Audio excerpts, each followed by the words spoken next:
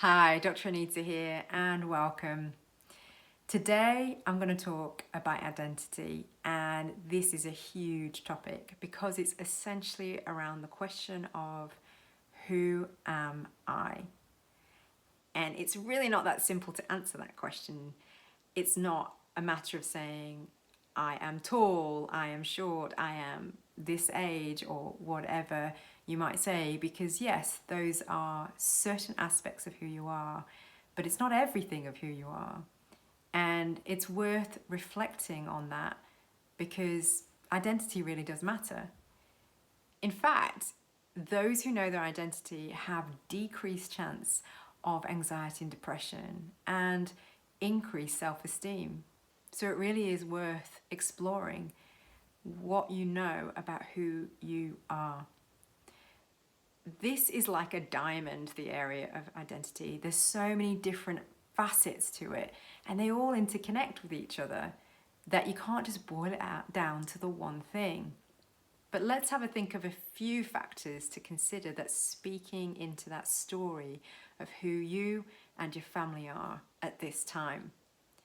So number one is to consider the individual factors of things like your body, genetics, and your past and present experiences that speak so much to what's wiring you and driving you. And in all of that are things like your values and also the way that you actually think right now. These are the individual factors of who you are. Then you think through number two, getting wider than yourself, and that's the relational factors. And this is about the roles that you play in relationships, such as maybe mother, sister, friend, acquaintance.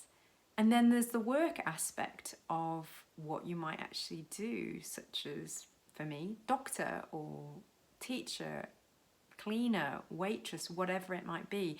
These are also interplaying and speaking into who you are. Thirdly is going even wider than our immediate community is the cultural, which is the wider aspects of society and what's expected of you and how you're going to interact and what you're going to do in the society that you're living in. And that certainly speaks into how you're going to behave and be in the midst of that.